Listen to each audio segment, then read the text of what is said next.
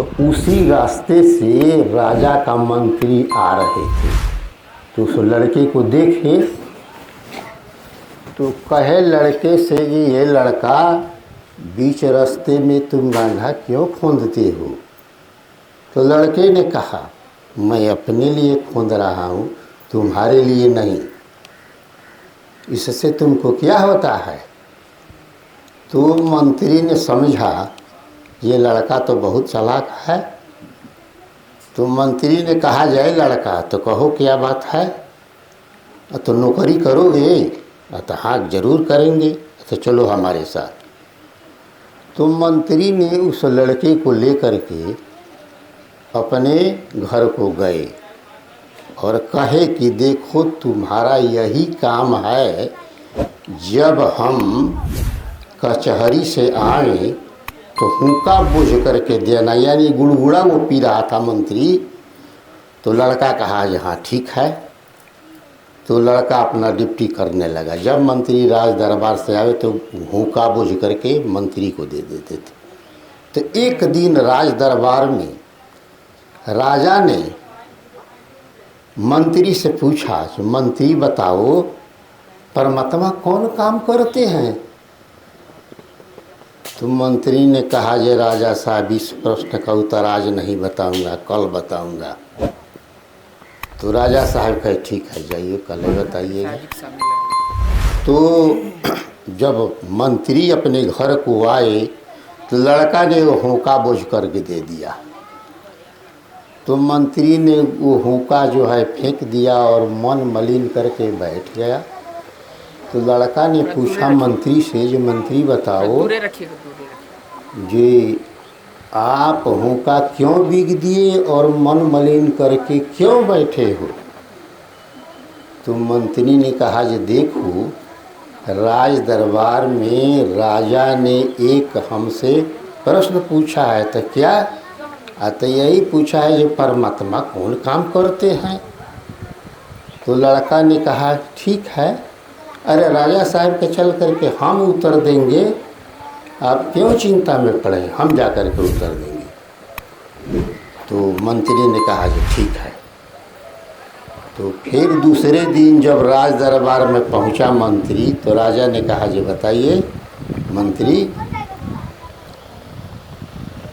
परमात्मा कौन काम करते हैं? तो मंत्री ने कहा कि ऐसा छोट मोट प्रश्न का उत्तर हम नहीं देंगे, हमारा एक नौकर है हुक्का देने वाला, वही देगा। तो राजा ने कहा ठीक है उसको बुलाइए। तो राजा ने कहा ठीक है बुलाइए मंत्री से। तो मंत्री ने कहा सिपाहियों से ये जा करके बुला ले उस नौकर को। जब सिपाही ने गया मंत्री के घर, उस लड़के से कहा ये लड़का चलो राज दरबार में राजा साहब बुलाए हैं, तुमको प्रश्न का उत्तर देना है। तो लड़का ने कहा अरे राज दरबार की मामला है, न हमारे पास कोई सूट है, न बूट है, न कोई पोशाक है, हम राज दरबार में कैसे चले? तो सिपाही ने लौट करके गए और राजा से कहे जे राजा साहब लड़का ऐसा ऐसा कह रहा है जो हमारे पास ना कोई कपड़ा है, ना कोई सूट है, ना कोई बूट है, राज दरबार की मामला है, हम कैसे जाएं? तो राजा ने कहा ठीक है उसको कपड़ा ले जा करके दे दो। तो राजसी पोशाक सिलवा करके सिपाही ने ले जा करके लड़के को दे दिया। लड़का पहन करके तैयार हो गया। सिपाही ने कहा चलो। तो लड़का ने कहा हाँ राज दरबार की मामला है, न कोई सवारी है, न कोई साधन है, हम कैसे जाए राज दरबार में? तो फिर सिपाही जाकर के लड़का से कहे राजा से कहे। तो राजा ने कहा ठीक है उसको सवारी ले जाओ। तो घोड़े की सवारी लेकर के राजा सिपाही लोग गए। तो लड़का ने उस घोड़े के सवारी पर चढ़ कर के राज दरबार में आया और राजा के सामने आकर के खड़ा हो गया। तो राजा ने कहा ये लड़का बताओ परमात्मा कौन काम करते हैं? तो लड़का ने कहा ये पूछने वाला कौन होता है और बताने वाला कौन होता है? तो पूछने वाला चेला होता है और बताने वाला गुरु होता है। तो गुरु का स्थान कहाँ रहता है? ऊंचा, चेला का नीचा। तो राजा साहब सिंहासन पर से उतर गए नीचे और लड़का जाकर के सिंहासन पर बैठ गया। और राजा साहब पूछते हैं जी बताओ लड़के परमात्मा कौन काम करते हैं? तो लड़का ने कहा अरे राजा अभी समझ में नहीं आया तो नहीं। तो देखिए एक हुक्का देने वाला नौकर परमात्मा ने आज मेरे को राजा बना दिया। देखिए राजा साहब मैं सिंहासन पर बैठा हूँ। यही परमात्मा काम करते हैं, राव से रंक बनाते हैं और रंक से राजा बनाते हैं। तो इतना बात जो मंत्री सुना तो कहा जे ओ ये तो हमारा नौकरी छूट जाएगा, लड़के के तो राजा मंत्री बना लेगा, हो ना इस लड़के को हम जान मरवा दें। मैंने मंत्री ने विचार किया ये हमारी नौकरी चली जाएगी, इस लड़के को राजा ने इसी को मंत्री बना लेगा। तो मंत्री ने सोचा कि चलो एक कसाई की यहाँ ठीक करे आने। तो गया और एक कसाई की यहाँ ठीक करेगा। देखिए हम एक आदमी को भेजेंगे उसको ख़त्म कर देना। तो कसाई ने कहा मेरा तो यही काम है, मैंने हम काटना जीव मारना हमारा यही काम है, हम करिए देंगे। तो पैसा देकर के मंत्री ने ठीक कराया वो कसाई के यहाँ। इस लड़के से कहा जे जाओ फला कसाई के यहाँ से गोश्त ले आओ। तो लड़का जो है पैसा और अपना सामान जो ले करके चला रास्ता में। तो उस रास्ते से एक मंत्री का लड़का था, वही घोड़े के सवारी से आ रहा था। तो बीच रास्ते में भेंट हो गया। तो उसने पूछा जे कहाँ जा रहे हो? तो जाते हैं फलाना कसाई के यहाँ से गोश्त लाने के लिए। तो बहुत दूर है, तुम पैदल कब ले जाओगे? दो मैं जल्दी से ले आ दूँगा। तो उस मंत्री के लड़के को दे दिया पैसा और जो सामान था, और वो घोड़े के सवारी से चला गया कसाई के पास। तो जाते ही वो मंत्री ने ठीक किया था, उसका लड़के को जान चला गया। तो ये लड़का फिर लौट कर रास्ते में से आया मंत्री के पास। तो मंत्री ने कहा जे ले आए। तो बीच रास्ते में आपके लड़के से भेंट हो गया। वो बोल रहे थे जे वो बहुत दूर है, तुम कब तक जाओगे? वो घोड़े के सवारी से चला गया, वो जल्दी से लेकर के चला आएगा। तो इतना बात जब मंत्री सुना तो कहा जो मेरे लड़के को जान चला गया। वो छाती पीट करके ज़मीन में रोने लगा। तो लड़के ने कहा जय मूर्ख, उसी दिन तुमको मैंने कहा था जिस दिन की रास्ते पर गड्ढा खोल रहा था। उसी दिन मैंने कहा जी मैं अपने लिए कर रहा हूँ। इसी पर सतगुरु दरिया साहब कहते हैं जोई जोई कारम कीन हो सोई संग लागा, देहा धारी धारी मारी जय बहो अभागा। परमात्मा ने हम लोग के भोजन के लिए क्या बनाया है? अंकुर। हम अपने भोजन के ख्याल नहीं करते हैं। मीन मांस अंडा मछली खा रहे हैं। कुम्हार मिट्टी का बर्तन बनाता है, सब बर्तन एक समान फिट है। उस बर्तन में हम जैसा वस्तु रखेंगे वैसा ही उसमें से खुशबू आएगा ना। तो इस बर्तन जो जितना बर्तन है परमात्मा ने बनाए हैं, इसमें हम क्या रखते हैं? इतना तकलीफ ज्ञाने नहीं है। अंडा मछली कलिया दारू शराब यही इसमें रखते हैं। तो इसमें से वासना वैसा ही नहीं आएगा। तभी हमारा पात्रे शुद्ध नहीं है तो हम भगवान के यहाँ जा सकेंगे। दरिया साहब कहते हैं क्या ये राम कहे फिर धरी के मारे अमीन मासुले मुख में डारे। राम राम कहतनी रामे के मारी के खातनी खुश होई है ना। फिर दरिया साहब कहते हैं लोगों राम खिलौना किया, लोगों ने राम को खिलौना बना दिया है। रमिता राम रमे सब माही, घट पर चैन नहीं लिया। सब घट घट में राम है। सतगुरु दरिया साहब कहते हैं जे रमिता राम रमे सब माही, घट पर चैन नहीं लिया।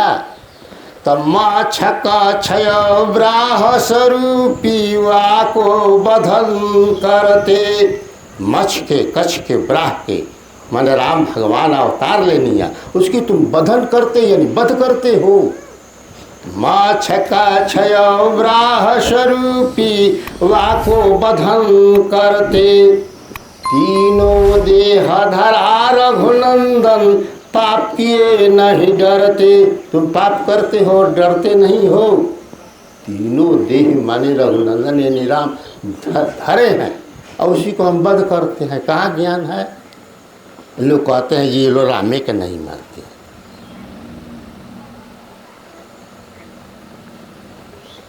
वेद कहे पार ब्रह्म व्याकृत याते देवन दूजा।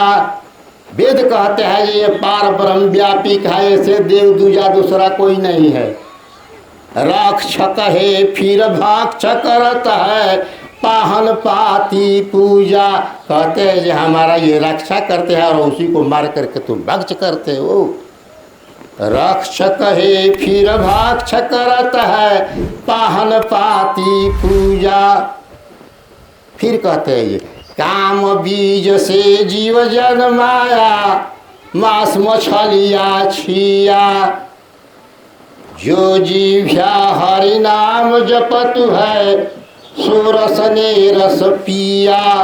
फिर कहते हैं ये अंकुर भक्ष सब देव कर्म है, दैत देव है भीना।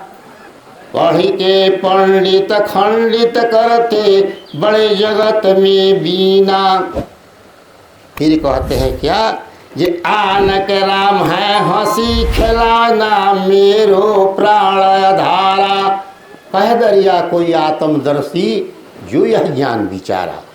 कोई आत्मदर्शी होगा तब ये ज्ञान विचारेगा ना।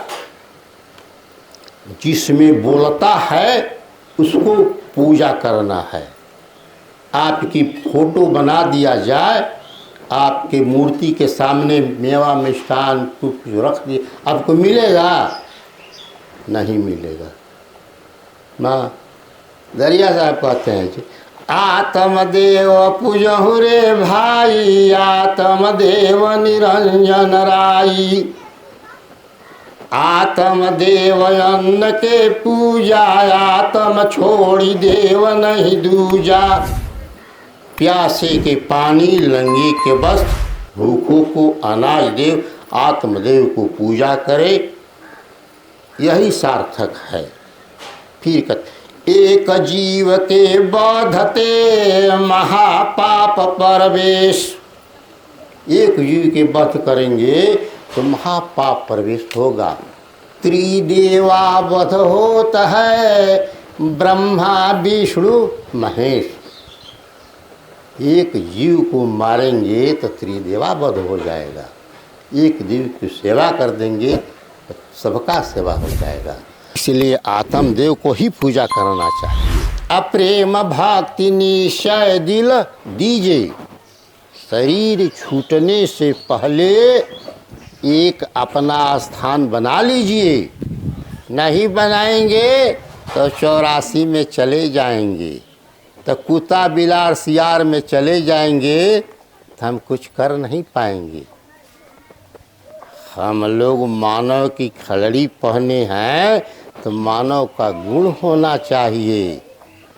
दरिया साहब कहते हैं मानव का खलड़ी पहना 84 का जीव। 84 का जीव है मानव के खलड़ी में आया हुआ है, तो इसको मानव बनना चाहिए। जो जीभ से पानी उठा करके पीता है, आप देखिए, जो जीभ से पानी उठाकर पिएगा वही मांस खाएगा। सृष्टिकर्ता ने उन्हीं को उसी लिए बनाया है जो जीभ से पानी उठा करके पीता है। कौन जीभ से? कुत्ता, बिलाइ, सियार में जो भी जीभ से पानी उठाए वो मांस खाएगा। पशु को खाने के लिए चारा बनाया है, घास भूसा खाएगा। अनाज खिला दीजिए मर जाएगा। मानव के खाने के लिए कितना बढ़िया बढ़िया चीज़ बनाए हैं, फल फूल किस्म किस्म का ओकर स्वाद है अलग अलग। खाइए ना, फल फूल दही दूध जितना खाएंगे आपको शरीर चमकेगा। रास्ता चलेंगे तो कोई देखेगा तो कहेगा कि देखिए एक आदमी जा रहा है, इसका शरीर कितना चमक रहा है। ये नहीं खाते हम, इन मसदारी खाते, दारू शराब पीते हैं तो हमरों ले कोई गोल गुजरल है, ज्ञाने नहीं है ना, तो परमात्मा से दर्शन दूर है। पहले हमारा पात्र ही शुद्ध नहीं है, पहले हम शुद्ध करेंगे और परमात्मा को भजन करेंगे। जैसे एक वेद की दृष्टांत मन पड़ गया है। दरिया साहब कहते हैं ये पहले कथी हो वेद की बानी, ताते नर करी है पहचानी। तो एक वेद पुराण की कहानी है, संक्षेप में बता देते हैं। मारे राम जब 10 कंधर को, राम ने जब 10 कंधर को मारे तो देवल फूल बरसाई, यानी देवता लोग फूल बरसाए। चलने की बेरिया रानी मंदोदरी, सिया जी के करेली विदाई, तो सीता जी की विदाई कैली रानी मंदोदरी। तो उसके पास में एक मणि का माला था, तो माला माने सीता जी के दे करके मंदोदरी ने विदाई कर दी। तो आए राम जब अयोध्या को, रामचंद्र जी जब अयोध्या में आए तो क्या किए? तो यज्ञ के कैलन रचना, माने यज्ञ के रचना कैले। तो उस समय में इनाम बटाइल, तो कोई के कुछ इनाम मिलल, कोई के कुछ मिलल, केहू के कुछ मिलल। तो सीता जी हनुमान जी के वह मालावा दे देली, माला तो मणि के माला रहे बढ़िया।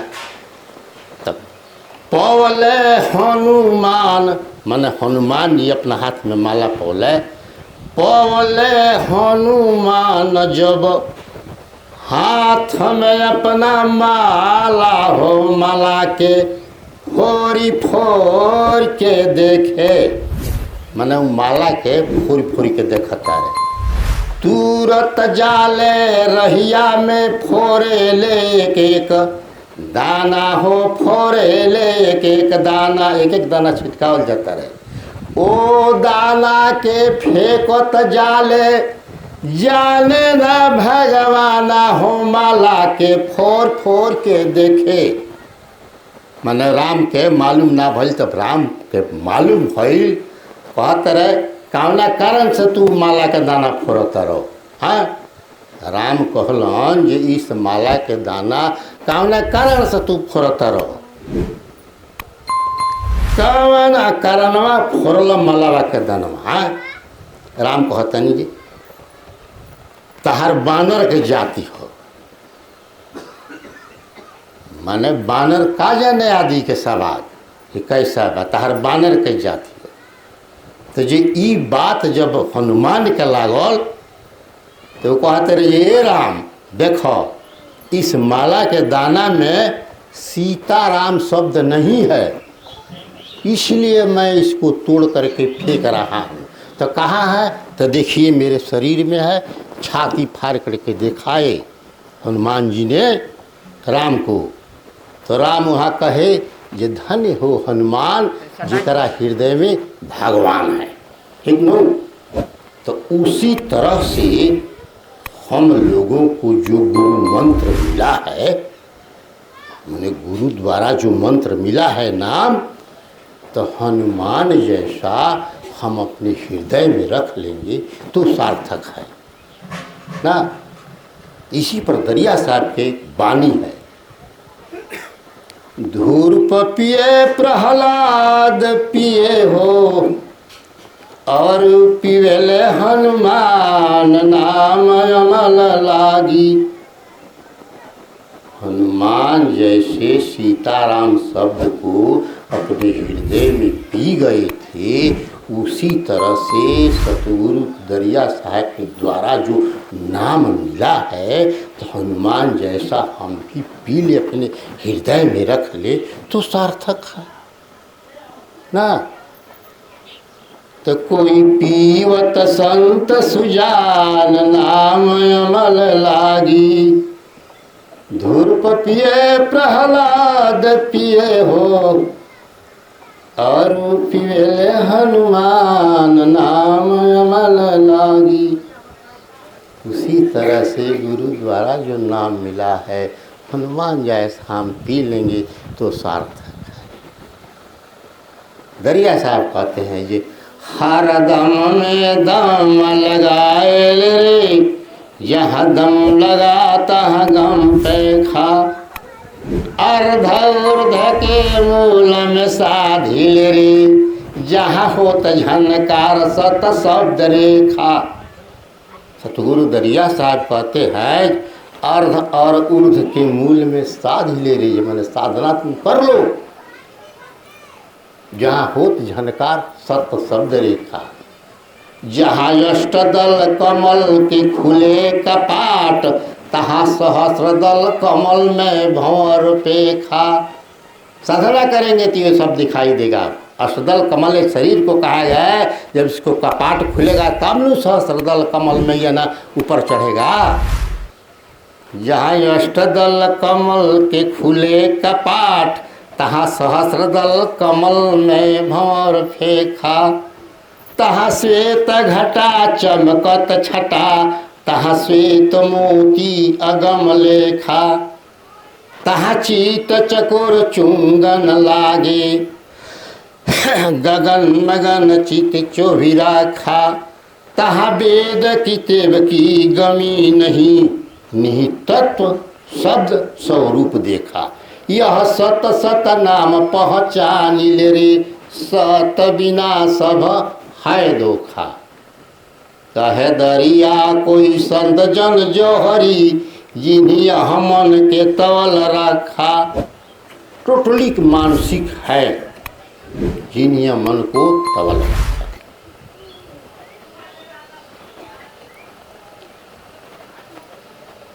ये जो है साधना करेंगे, भजन बैठेंगे तो मन जो हमारा है इधर उधर चले जाए। इसी पर एक दृष्टांत बता रहे हैं, थोड़ा कठिन है। एक महात्मा थे, वो रहते थे कहाँ, जंगल में। तो कोई भी जाता था तो उनके यहाँ से खाली नहीं लौट करके आता था, कुछ मांग के ले आता था। तो एक आदमी ने गया और कहा, महाराज जी, तो कहो क्या बात है। अच्छा, तुमसे एक चीज़ मांगने में आया हूँ। तो कहो क्या। अतः मुझे वरदान दीजिए कि मैं इस पूरी दुनिया का मालिक बन जाऊं। तो महात्मा हंसने लगे। तो आदमी ने वो कहे, जे महाराज जी हंस क्यों रहे हैं, यदि देना हो तो दीजिए, नहीं तो कहिए मैं वापस लौट जाऊंगा। तो महात्मा ने कहा ठीक है, बैठिए बैठिए। तो महात्मा ने बैठाए और उसको मंत्र दिए और कहे कि देखो, इस मंत्र को तुम 100 बार दोहराओगे तो दुनिया का मालिक बन जाओगे। बड़ा ही खुश हुआ, वहाँ से उतर कर के जाने लगा। तो महात्मा ने रोका, चाहे रोकिए तनी सा, एक थोड़ा सा और बाकी है। अतः कहो महाराज जी क्या बात है। अतः देखिए, जब तुम मंत्र को दोहराओगे तो उस समय में भालू का ख्याल नहीं आना चाहिए, नहीं तो तुम कभी दुनिया में मालिक नहीं बनोगे। तो ने कहा नहीं महाराज, हमारे पास भालू नहीं आएगा। तो जाओ, जब नहीं आएगा तो तुम्हारा काम हो जाएगा। तो जब वहाँ से चला, सीढ़ी से उतरने लगा तो सोचा ये यहीं से मंत्र जाप शुरू करी। जब मंत्र का जाप शुरू करना, जब शुरू करे तो फटाक ख्याल में भालू आ जाए, जब मंत्र शुरू करे तो फटाक ख्याल में भालू आ जाए। बड़ा ही परेशान हुआ। कहा जी अब बैठ करके मंत्र को जाप करे। जब बैठ करके मंत्र का जाप करना शुरू किया तो फटाक ख्याल में भालू आ गया। तो लौट करके फिर महाराज जी तो कहो क्या बात है, आ तो गजब हो गया। तो क्या, तो भालू मेरा पीछा नहीं छोड़ता है, तो बताओ मैं अब क्या करूं। तो महाराज जी तो बहुत परेशान कर दिया है, भालू मेरा पीछा नहीं छोड़ रहा है। तो महात्मा ने कहा जी जाओ, तुम्हारे ख्याल में जब भालू नहीं आवे तभी तुम भजन करना, तुम्हारा काम हो जाएगा। तो कहने का मतलब ये है जब हम भजन में बैठते हैं, गुरु मंत्र का उच्चारण करते हैं, तो 2 बार उच्चारण किए तो तीसरा बार में बाजार में सूरत चली गई ना, तो चली गई तो जाने दो उसको, फिर मंत्र पर ले आइए। तो 2 बार उच्चारण किए तो बाजार में चली गई। 3 बार हम उच्चारण किए तो 3 बार तो अस्थिर हुई, तो फिर इधर सूरत भाग गया। धीरे धीरे 4 बार 5 बार करते करते धीरे धीरे जब हम साधना करेंगे धीरे धीरे, तब न मेरा मन एकाग्र होगा और तब जाकर हम विदेह स्वरूप अवश्य देखेंगे, अस्थिर हो जाएंगे तब। तो साधने की चीज़ है, आदमियों को जिज्ञासा होना चाहिए। जहाँ देख लें तो एक न एक दिन जरूर देख लेंगे। प्रयत्न करने की चीज़ है, टोटली मानसिक है। 10 बार हम नाम लिए भजन पर, 11 बार में चला गया तो चला गया, तो उसको जाने दो, फिर ले आइए नाम पर। तो 12 बार तो अड़ाने का कोशिश करिए। धीरे धीरे ऐसा ही करते जाएंगे तो जाकर के होगा। मन जब अस्थिर होगा तब हो जाएगा क्या, तो ई मन रहा पुरुष के पासा, जहाँ की माया की आसान है। ये थोड़ा कठिन है, साधने की चीज़ है। तो दरिया साहब कहते हैं क्या, ये तन के छूटे ठौर कर लीजिए, अप्रेम भक्ति निश्चय दिल दीजिए। शरीर छूटने से पहले एक अपना स्थान बना लीजिए, नहीं तो 84 में चले जाएंगे। जैसे एक राजा था तो उसके राज्य का यही नियम था, दे 5 वर्ष के लिए किसी को राजा बनाता था। अब 5 वर्ष राज करने के बाद समुद्र के रेत पर कर देता था। तो वहाँ पर कुछ नहीं था, अन्न पानी तड़प करके सभी लोग मर जाते थे। बारी बारी से उसकी राज का यही नियम था। तो बारी बारी से 5 वर्ष के लिए राजा बनाता था। तो एक आदमी ने राजा बना 5 वर्ष के लिए, तो उसने विचार किया, अपने में विचार करके और अपने मंत्री से कहा, ये मंत्री अतः राजा साहब, जब हम 5 वर्ष राज कर लेंगे तो राजा हमको उस रेत पर कर देगा। चलो मंत्री वहाँ रेत पर चल कर के देखा जाए कि वहाँ की क्या स्थिति है। तो मंत्री ने कहा ठीक है राजा साहब चलिए। तो मंत्री और राजा दोनों जब उस रेत पर गए तो वहाँ हड्डियों की ठिकाने नहीं थी, जो कितना हड्डी पड़ी है। अब फिलहाल के जो राजा गए हैं वो अन्न पानी बिना तड़प तड़प के मर रहे हैं। तो राजा ने सोचा, कहा मंत्री अतः राजा साहब यही हमारी दशा होगी, हम 5 वर्ष राज कर लेंगे तो हमारा दशा यही होगी, हम भी इसी तरह से अन्न पानी बिना तड़प कर मर जाएंगे। से मंत्री वो काम करो। तो हाँ राजा साहब, हाँ ठीक है, उस रेत पर एक नया राजधानी बनवा दो ताकि हम 5 वर्ष राज कर लेंगे। तो उस रेत पर नया राजधानी रहेगा तो हम जाकर के फिर वहीं पर अपना राज कर लेंगे। तो मंत्री ने कहा ठीक है राजा साहब।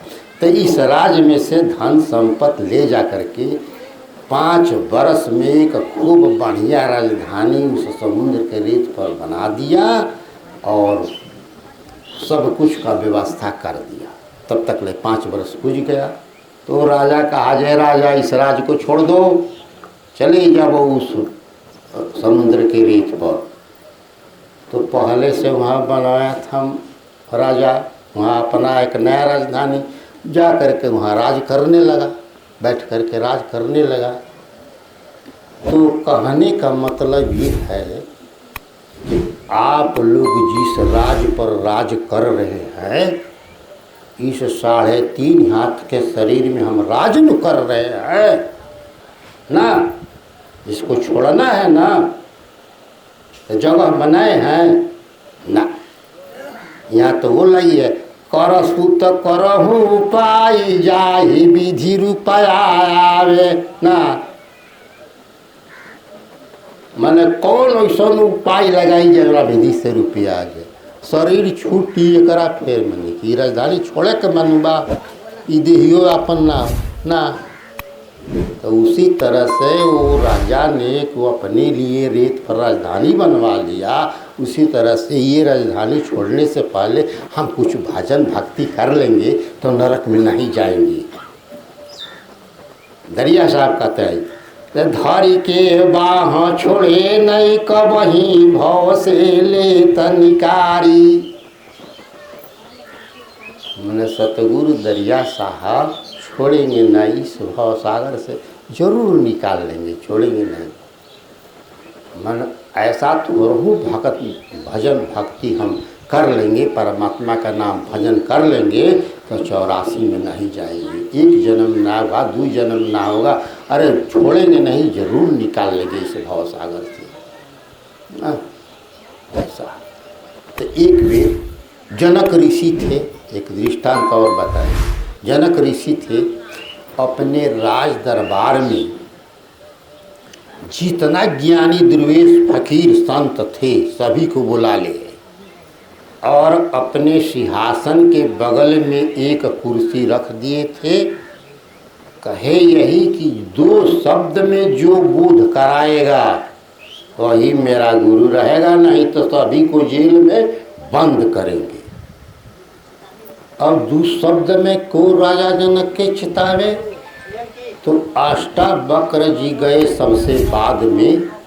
तो खड़ा होकर के क्या देखते हैं, तो राज दरबार एकदम भरा है, सभी लोग बैठे हैं, खाली स्थान नहीं लौका। खाली क्या लौका, तो वही कुर्सियाँ, जाकर उसी पर बैठ गए। तो जितना ज्ञानी पंडित दिवेश फकीर थे सभी लोग हंसने लगे, तो भी ठठा करके हंसे। तो पूछे गया ये आप क्यों हंसे, तो वो टेढ़ा टेढ़ी थी इसलिए देख करके लोग हंसे थे, तो समझ गए। तो भी हंसे ठठा करके, तो हम इसी पर हंसे हैं कि इस दरबार में मैं कुत्ता, चमार और गिद्ध यही बैठा है, इसमें दूसरा कोई ज्ञानी एक भी नहीं है। तब तो भाया जी वो ठीक है, राजा साहब को 2 शब्द में चेताना है। तो अष्टावक्र जी कहे ठीक है हम चेताइए देंगे। तो राजा साहब कहे चेताइए। तो अष्टावक्र जी कहे कि महाराज मेरा पहले गुरु दक्षिणा दीजिए तब न हम चेताएंगे। तो राजा कहे जी ठीक है, सोना चांदी जड़ जजाद जो भी धन दौलत चाहे जितना इच्छा उतना ले लीजिए।